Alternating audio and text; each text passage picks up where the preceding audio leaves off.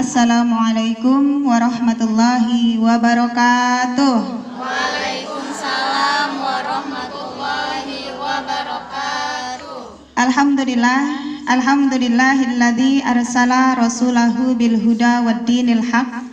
Walhamdulillahilladzi hadana lihadza wa ma kunna linahtadiya laula an hadanallah. Nashhadu an la ilaha illallah wa nashhadu anna Muhammadan abduhu wa rasuluh la nabiyya ba'dah.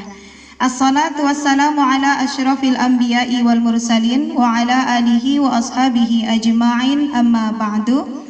Pertama-tama sepatutnya marilah kita panjatkan rasa syukur kita kehadirat Allah Subhanahu wa taala karena pada siang hari ini kita diizinkan oleh Allah untuk menghadiri undangannya Ibu Sanusi dalam rangka doa bersama untuk calon cucunya yang sedang dikandung oleh Ananda Ine Sri Nurjannah.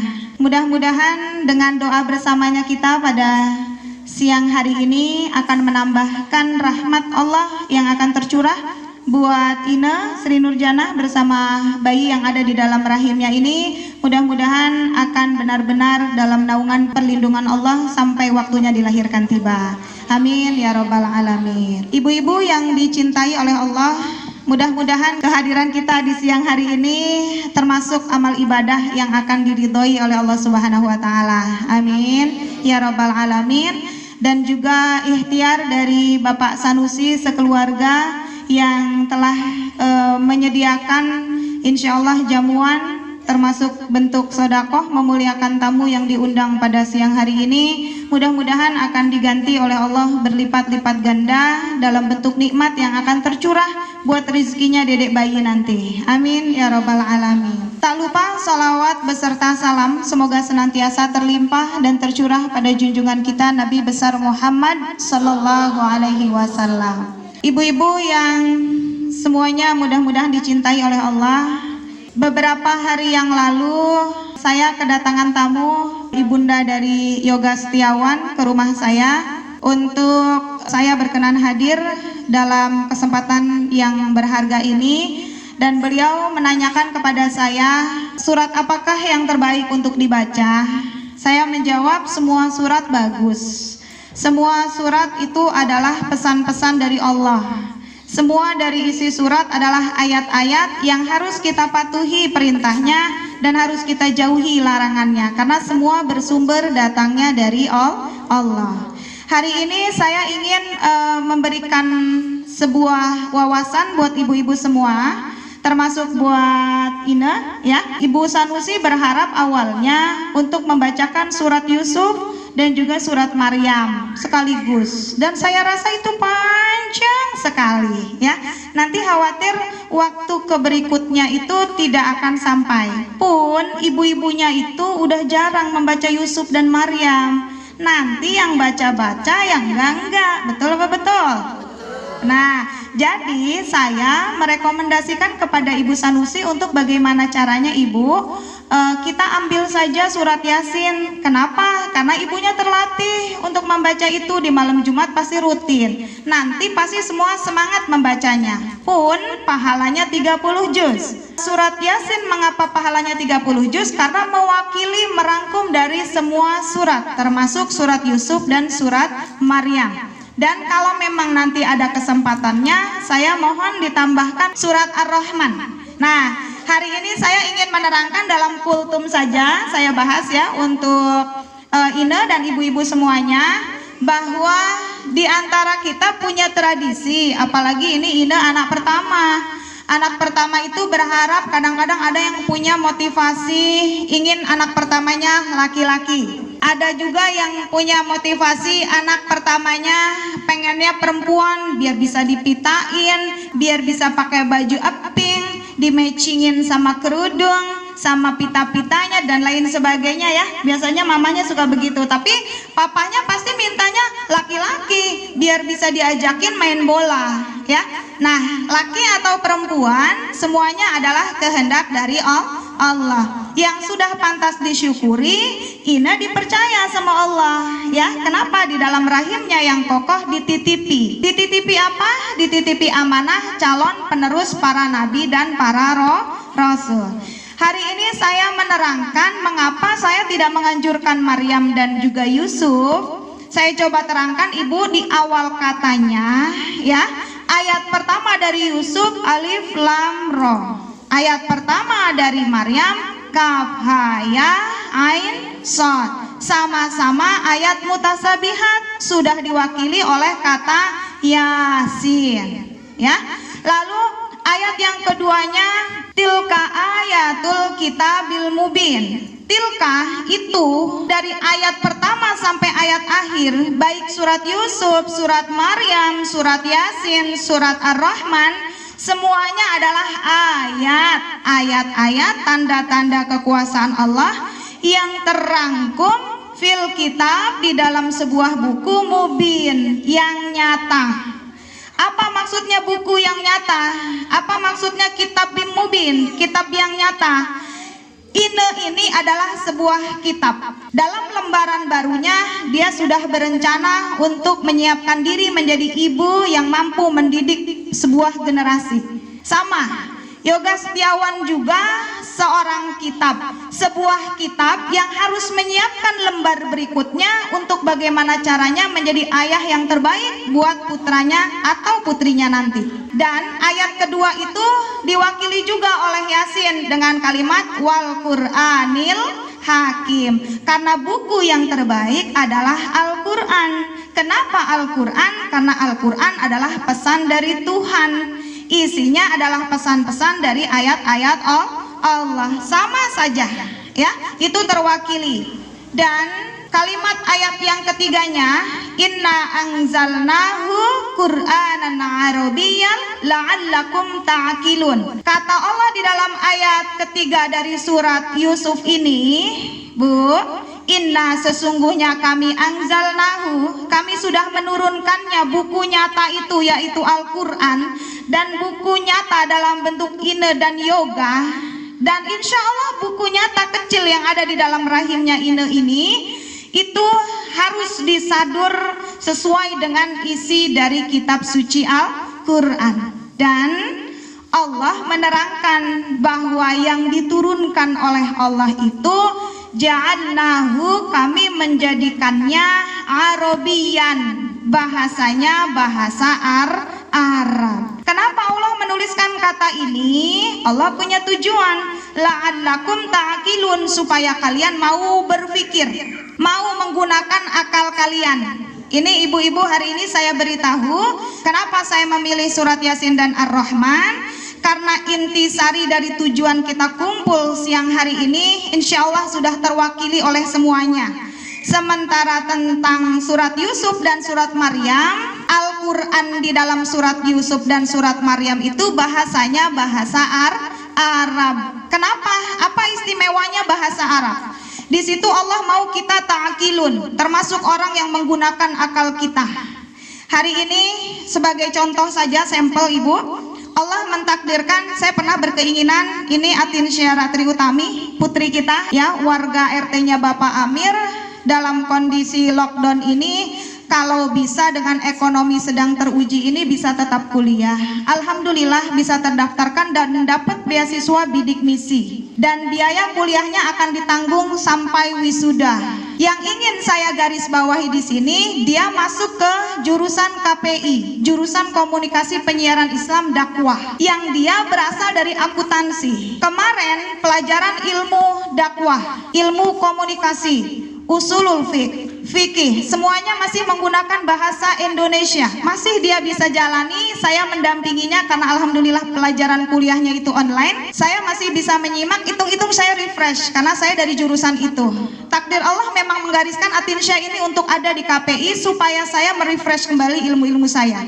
Yang ingin saya ceritakan kepada ibu-ibu, Atinsyah dari jurusan ekonomi akuntansi kemarin dapat pelajaran di jurusan KPI dakwah, pelajaran bahasa Arab tahap 1. Diberi tugas oleh dosennya ujuk-ujuk tanpa ditanya alumni pesantren atau bukan, disuruh menerjemahkan 2 lembar kitab gundul. Terbayang oleh ibu bahwa pastinya kebingungan, betul? Artinya dalam ilmu bahasa Arab ada tahapan sebelum menerjemahkan, yaitu memberikan harokat.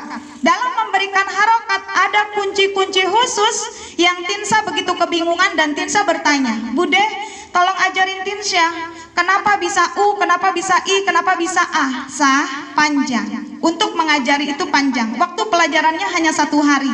Kenapa? Bahasa Arab itu luas. Saya mau mengajarinya nggak ada waktu, sementara saya dulu belajar butuh waktu 6 tahun, Ibu. Kenapa? Bahasa Arab itu bahasa yang sangat amat luas. Masing-masing katanya, satu kata bisa diterjemahkan menjadi 1 baris, 3 kata bisa diterjemahkan menjadi 1 paragraf. Itu saking kayanya bahasa Arab. Dan ini sekaligus saya mohon doa dari ibu-ibu ya. Mudah-mudahan Atinsya ini walau basically-nya ini adalah hidup awalnya di dunia dakwah ini, tapi mudah-mudahan ia bisa istiqomah, konsisten, nilainya bisa ditingkatkan dan beasiswanya tidak dibatalkan. Amin ya rabbal alamin. Di sini saya ingin menggarisbawahi tentang bahasa Arab yang tidak gampang. Bahasa Arab itu sulit dikaitkan dengan keinginan ibu-ibu dan masyarakat kita. Kalau lagi hamil diisukan di mana-mana, kalau anaknya mau laki-laki baca Yusuf, kalau anaknya mau perempuan baca Maryam, diikutin sama semua orang. Kalau pengen laki-laki tuh bacanya Yusuf aja, kan anak kemarinnya udah perempuan udah bacanya Yusuf, pas lahir cewek juga. Tingkahnya yang kayak laki-laki, betul tidak? Nah, ada lagi anak kemarinnya laki terus kepengen anak perempuan, sing rajin atau nggak baca surat Maryamnya, akhirnya dibaca terus surat Maryam. Dasar itu genetiknya itu kuat, kromosomnya adalah kromosom laki-laki, akhirnya yang lahir laki-laki. Genetiknya yang laki-laki mudah-mudahan tidak mewarisi sifat perempuan. Kenapa Bu? Banyak sekarang anak yang dilahirkan laki-laki tapi sifatnya alay, betul tidak? Banyak anak yang dilahirkan perempuan sikapnya itu gentle. Kenapa? Sugesti ibunya waktu hamil menginginkan begitu kuat melebihi aturannya Allah, merasa lebih berhak dari Allah untuk mengatur. Ya Allah, saya pengen laki-laki, berarti saya maunya laki-laki ya Allah. Padahal kita tidak punya kuasa untuk itu, betul Bu? Saya menggarisbawahi di sini bahwa ayat lanjutannya, nahnu naqussu 'alaika ahsanal qasasi. Kami sudah mengkisahkan kepadamu wahai Muhammad ahsanal qasas, kisah terbaik. Memang Ibu di dalam surat Yusuf dan di dalam surat Maryam ada ahsanal qasas, ada kisah-kisah yang ahsan, terbaik. Nah, ayo Ibu, saya mau ibu-ibu semua memperhatikan kisah-kisah di dalam surat Yusuf. Kisah pertama, bayangkan, siapa yang membaca surat Yusuf berarti anaknya pengen laki-laki. Awal kisahnya adalah izqala Yusufu li abihi ya abati inni ra'aitu ahada asyara kaukaban. Kalimat ini adalah bentuk kalimat yang diceritakan oleh seorang anak bernama Yusuf kepada bapaknya tentang mimpinya bahwa ada mentari, ada rembulan dan juga 11 bintang. Saya melihatnya, mereka sujud kepadaku wahai bapakku. Artinya dalam surat Yusuf ada ilmu takwil mimpi, menebak arti dari mimpi. Pun di situ kisah selanjutnya bapaknya punya kekhawatiran karena mampu mentakwilkan mimpi itu, dan apa kata bapaknya, jangan ceritakan kepada saudaramu karena akan menimbulkan kedengkian. Nurut Nabi Yusufnya tidak diceritakan Ibu, dampaknya pun tetap dengki saudara-saudaranya. Kalau dibaca dikaitkan dengan tujuan pengen punya anak laki-laki, nggak nyambung Bu. Kenapa? Secara kisahnya adalah menggambarkan Yusuf yang diiriin sama keluarganya. Kakak-kakaknya punya sifat hasut, iri, dan dengki. Bahkan jahatnya di dalam kisah itu, saking irinya kakak-kakaknya melihat Nabi Yusuf disayangi oleh bapaknya, apa yang terjadi Ibu? Kakaknya mengatur siasat. Itu ada di dalam surat Yusuf. Kalau dibaca oleh ibu yang pengen kandungannya itu laki-laki tidak sadar arti dari bahasa Arabnya, maka ini akan sayang disebut taklid buta, mengikuti dengan buta tanpa tahu arti dan tujuan dari surat Yusuf.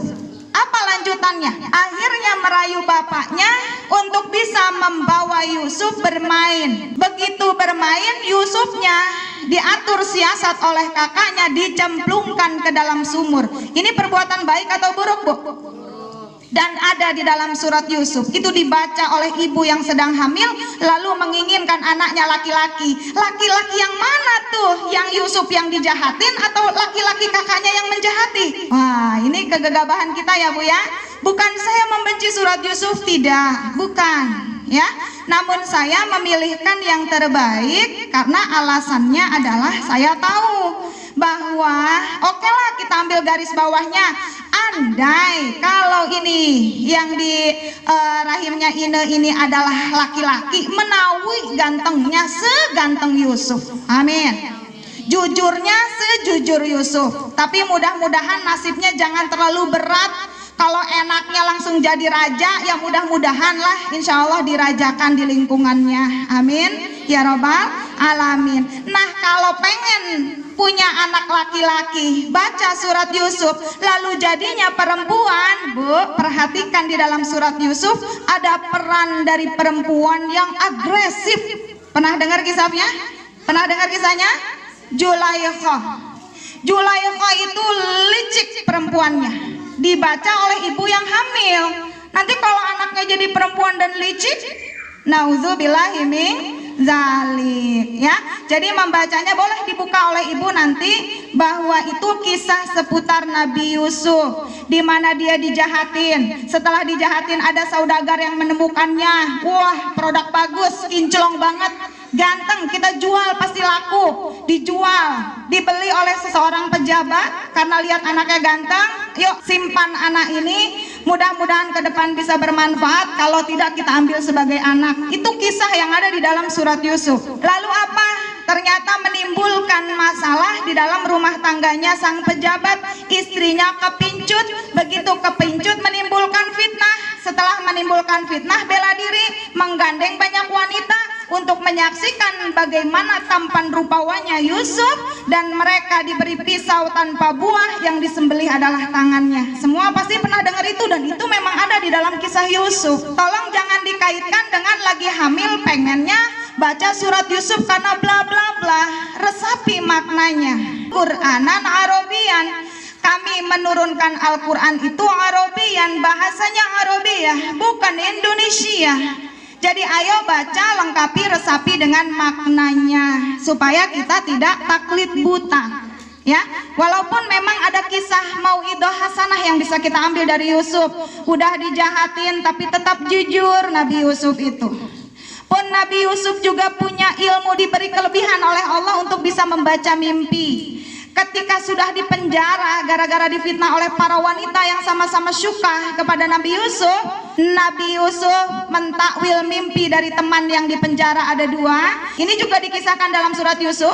Yang satu mimpi memeras anggur, yang satu mimpi di kepalanya membawa roti dan rotinya dipatuk-patuk sama burung. Kata Nabi Yusuf, yang memeras anggur itu akan menjadi seorang pelayan tuan melayani minuman. Yang membawa roti dipatuk-patuk ternyata dia akan disalib, dipancung, dan kepalanya dimakan oleh binatang.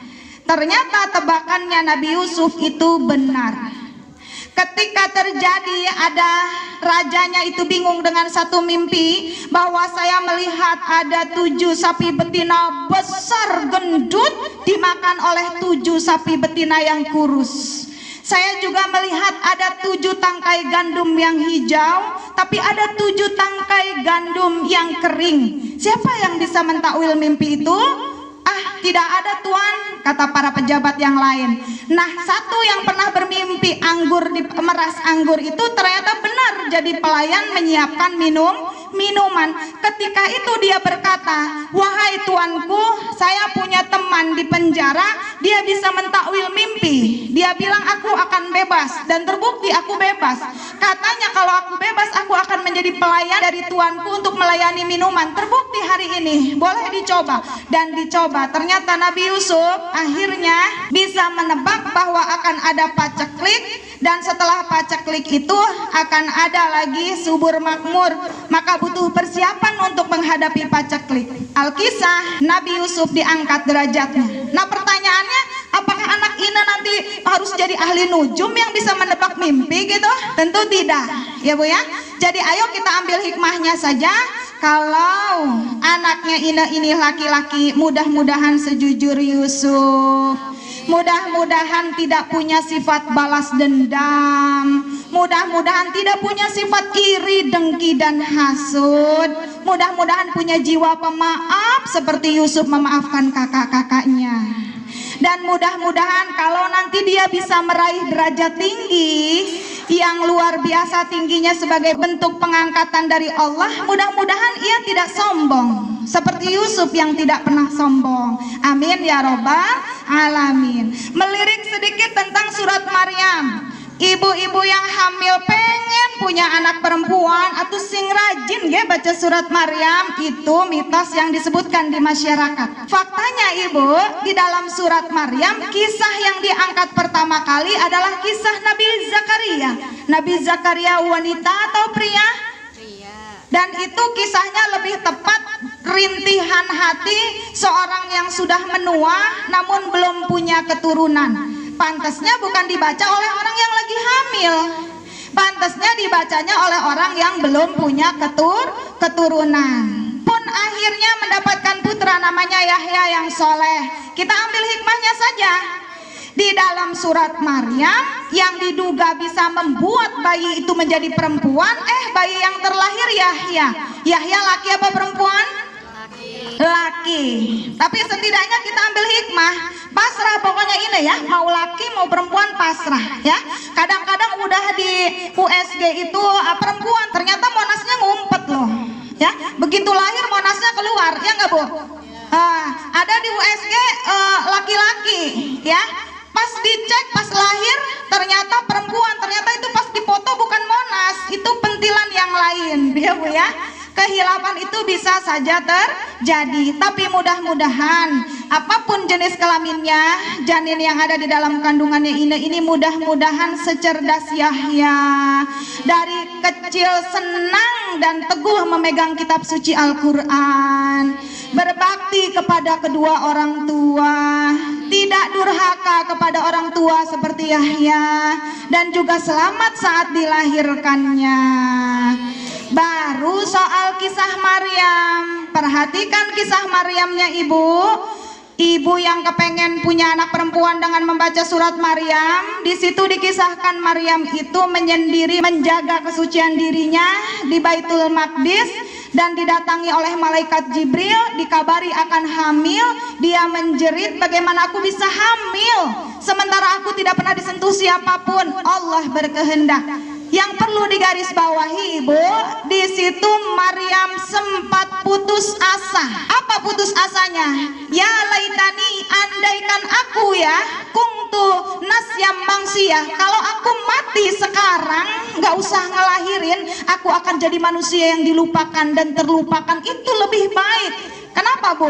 Membayangkan akan melahirkan tanpa ada bapaknya tentu akan banyak pertanyaan. Lah ini kan ada bapaknya, ada yoga. Pun ibu yang hamil mau anaknya laki perempuan kan ada bapaknya. Ya, beda kasus dengan Maryam. Tapi ambil hikmahnya, mudah-mudahan ini saat melahirkan diberikan kemudahan oleh Allah seperti mudahnya Maryam melahirkan Isa. Dan apapun jenis kelamin putra atau putrinya ini mudah-mudahan cerdas dari kecil, utus kayak Nabi Isa alaihi salam. Dan selamat dalam kelahirannya pun dia menjadi jujur, juga menjadi anak pemberani seperti Nabi Isa alaihi salam. Dan mudah-mudahan ada kisah juga di dalam surat Maryam tentang Nabi Ibrahim yang jujur dan pemberani mengingatkan orang tuanya yang salah. Tuh, kisah laki-laki banyaknya ada di surat Maryam. Ya Bu ya. Jadi jangan menebak itu ya. Mudah-mudahan ini nanti seberani Nabi Ibrahim. Kalau Papa Yoga Setiawan itu nanti melenceng, mudah-mudahan si Dede ini punya ilmu banyak karena dari kecil senang Quran, berani mengingatkan ayahnya ke jalan yang benar. Dan mudah-mudahan ia tumbuh menjadi putra yang jujur, putra yang bersaudara dengan saudara lainnya, bisa merangkul seperti Nabi Musa dan Harun, dan juga yang istiqomah istiqomah mengajak sholat dan zakat, dan juga menepati janji seperti Nabi Ismail. Mudah-mudahan mau laki perempuan seperti Nabi Idris yang diangkat derajatnya dunia akhirat. Mudah-mudahan ini yang ada di dalam kandungannya ini termasuk generasi penerus Nabi Ibrahim, Nabi Nuh yang akan mengibarkan kalimat la ilaha illallah. Dan kalau anak ini tumbuh menjadi soleh atau solehah, doa kita membersamainya, maka itu insya Allah akan menjadi ajrun ghairu mamnun, pahala yang tidak terputus buat kita semua. Amin ya rabbal alamin. Itu seputar Maryam dan Yusuf. Dalam kesempatan ini Ibu, kita diundang untuk mendampingi Ine dan Yoga untuk berdoa. Ya, mari kita bacakan firman-firman Allah, membacanya dengan nama Allah. Yakini bahwa itu pesan-pesan dari Allah. Jangan sampai kita rugi karena membacanya ragu-ragu. Bacalah Allah yang paling mulia. Bacalah kitab suci Al-Quran karena Allah yang paling mulia. Ingat, apapun yang ada di hati akan ketahuan oleh Allah. Jangan ada yang ragu-ragu. Hatinya semua kumpulkan di sini. Saya minta ikhlas ridhonya Ibu. Kenapa air zam-zam itu spesial Ibu? Karena di telaganya, yaitu di dekat multazam, banyak orang berdoa, banyak orang memanjatkan tasbih, zikir, tahmid dan lain sebagainya, sehingga air zam-zamnya itu merespon setiap bacaan. Dan di sini kita bikin zam-zam safirah. Saya minta ikhlasnya buat ibu-ibu semua, kita bacakan surat Yasin dan juga surat Ar-Rahman, ya, untuk direspon oleh air yang ada di sini. Terkait dengan ini bid'ah Ibu, 7 bulanan ada di sono yang bilang ini bid'ah. Allah menyelipkan pertanyaan di dalam surat Al-Alaq, Wahyu yang pertama turun. Ara'aital ladzi yanha, apakah kamu sudah melihat ara'aita alladzi, orang yang yanha, dia akan melarang abdan, seorang hamba, idza, ketika sholat, sedang berdoa. Ini Ine sama Yoga lagi berdoa, didukung sama Bapak Sanusi dan Ibu. Kita jangan melarang, kalau bisa kita mendukungnya. Ine dan Yoga percaya doa-doa Ibu mustajab. Ine dan Yoga percaya ibu-ibu itu bacaan Qur'annya itu makhrajnya bagus dan akan mendatangkan pahala dari Lauhul Mahfuz dari sisinya Allah. Amin. Jadi saya mohon keikhlasannya. Ayo, soal ini baik atau tidak, cuman Allah yang tahu. Yang pasti ini berdoa. Kata Allah, ana inda dzanni abdi. Ana, saya indah di sisi zonni, prasangka, abdi, hambaku. Kalau hambaku bilang dijawab, ya dijawab sama Allah. Kalau hambaku bilang nggak bakal dijawab, ya nggak akan dijawab sama Allah. Kita sepakatkan dengan cita-cita yang sama. Mudah-mudahan doa kita dijawab oleh Allah. Amin. Mudah-mudahan amal ibadah kita diterima oleh Allah berlipat-lipat ganda. Langkah kita dari rumah ke sini tujuannya adalah mendukung Ine dan Yoga untuk berdoa. Maka jangan sampai kita sia-siakan waktu yang ada. Keluar dari sini belum tentu kita masih hidup. Kalau masih hidup syukur alhamdulillah. Tapi kalau ternyata mati keluar dari sini, mudah-mudahan dari tempat ini kita bisa menambahkan bekal untuk menghadap ilahi dengan diridhoi. Amin ya rabbal alamin. Itu kesimpulannya. Saya tidak mau Ibu untuk menghina atau meremehkan Yusuf dan Maryam. Saya hanya meluruskan kalau memang mau membaca silahkan, dan bacanya harus sempurna dari awal dan akhir. Tolong pakai terjemah pula biar tidak terjebak dengan sugesti yang macam-macam, ya. Nanti khawatir setan yang menuntun kita. Nauzubillahi min dzalik.